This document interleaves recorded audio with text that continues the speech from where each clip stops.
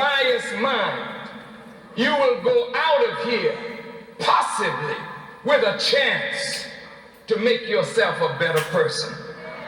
I would not waste my time or yours with trivia. But I want you to listen to this. Black students may not be the majority here, but white scouts go all over the country scouting the best black talent for your football team and the best black talent for your basketball team. And it is the football team and the basketball team that brings the biggest revenue to this institution. How in the hell are you going to tell me you're going to give black students $10,000 for a whole year when it is black people who are bringing you the money to this institution? Talk to me.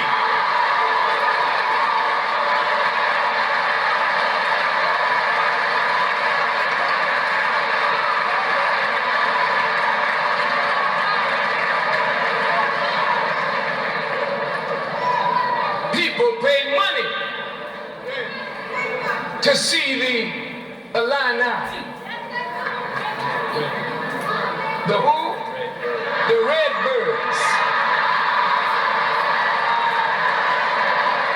With a whole lot of blackbirds on the Redbird team.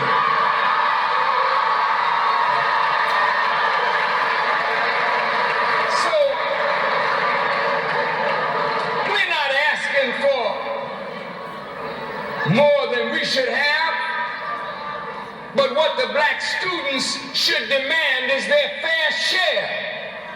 And you should never punish them for bringing me here. You should reward them, because each person that came in here tonight paid money to come in here. They use their money to pay me, but you take this money back to Student Activities Fund. That's a damn shame.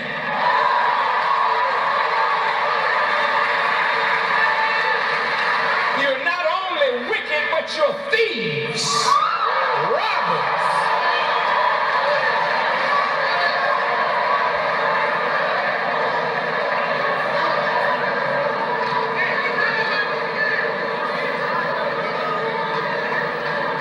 This is a people that don't have a voice.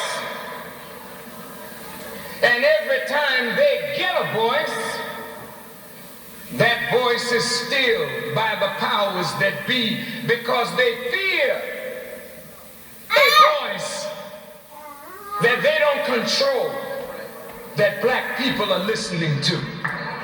Today, every black leader that we have is being manipulated.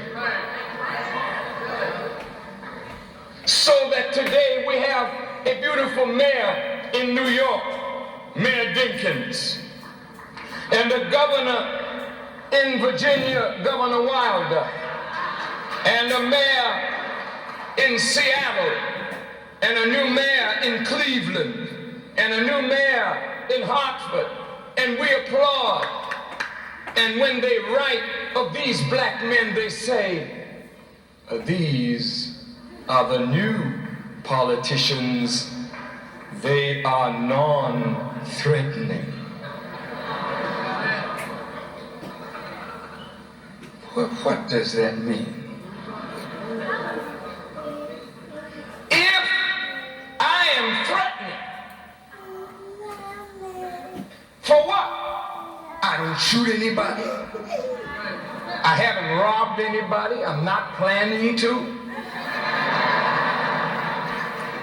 But I am threatening to those who have lied to you and deceived you, because Jesus said, you shall know the truth, and the truth shall set you free. So now, if the truth makes me threatening and being courageous audacious enough to tell it makes me threatening. What makes a black man non-threatening?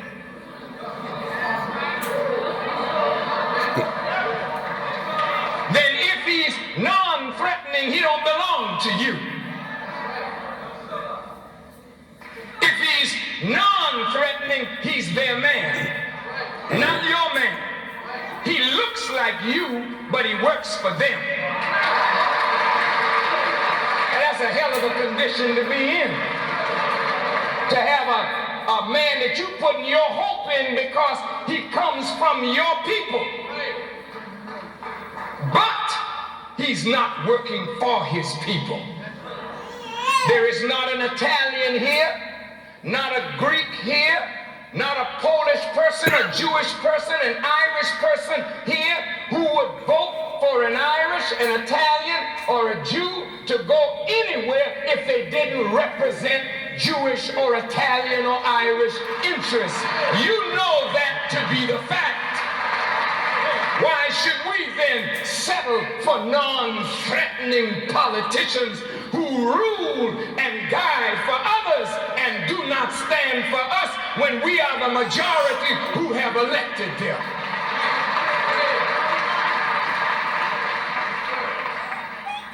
Crossover politicians, they call them. You know what a crossover politician is? A crossover politician is like a crossover singer of songs. You know how it is. We start in together where we always start.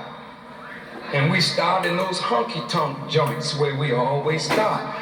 Nobody hears us there but our own people. They pay 75 cents for a beer, $1 for a beer, and we sing, and the people go out and say, man, did you hear Gladys Knight?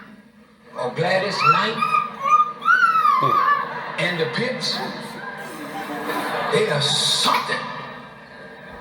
And after 20 years on what they call the Chitlin circuit, some white person comes in and says, wow.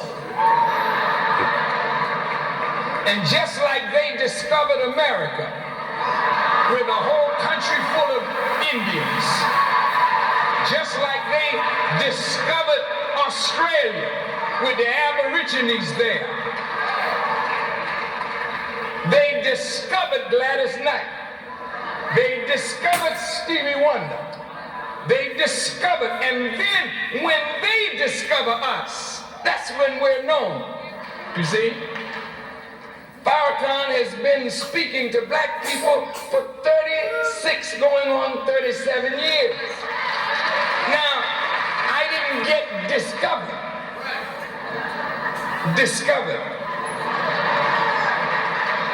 Until the great discoverer, the Christopher Columbus of black leadership, discovered me.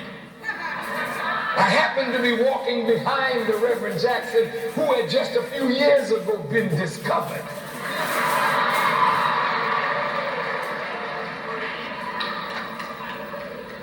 The very word discovery and the way you use it is a racist kind of term. You're not interested in black people, but when we can make $1 for you, you become interested. When we can move you along, further your aims, your ambitions, your goals, you become interested in black people. But until then, you have no interest in us whatsoever. How dare you say that I'm bad for black-Jewish relations? What black people do you relate to? You don't relate to the black people on 43rd Street in Chicago, 63rd Street on the west side. We don't see a Jew. We don't know what you look like. So what kind of relationship am I messing up for you? You hypocrites.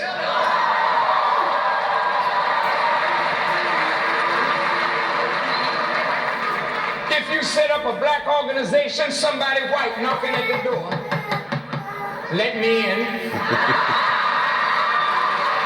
And if you don't let me in, you know, that's a racist group you're in.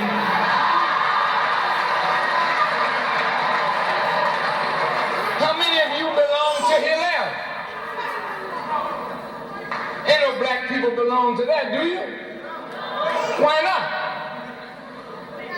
Why not? You're not interested in that.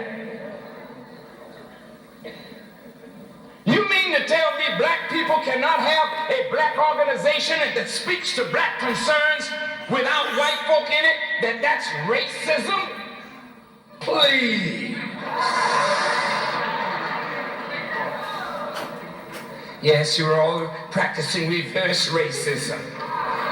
No, the problem is you are so frightened to see black people get together. You think we're always conspiring against you. So when we get together, you gotta come and try to join us.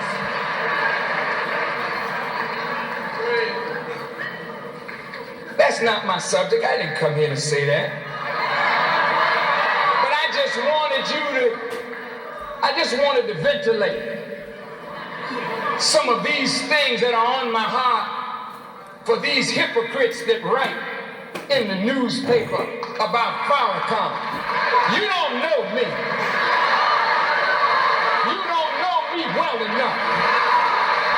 Some of you have never heard me, never had a chance to question me.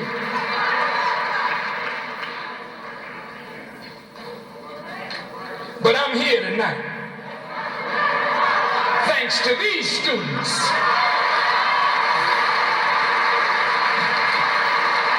So I'm gonna hurry through our subject matter.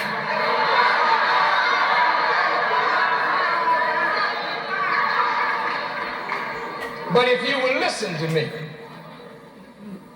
and this is not an anti-white tirade or somebody that's against white people or against Jewish people or against Arabs or Chinese or blacks. That's not the purpose at all. The purpose for truth is not to condemn color, but to condemn wrong. When wrong is condemned by the presence of truth, the wrongdoer in the light of truth has his or her actions or thoughts illuminated for them by the presence of truth. This is mercy from God because it allows us to they bring may not be good for the actor. Great nations like this one have gone to ruin because people were hateful of truth. They despised that which corrected them. What makes one despise correction?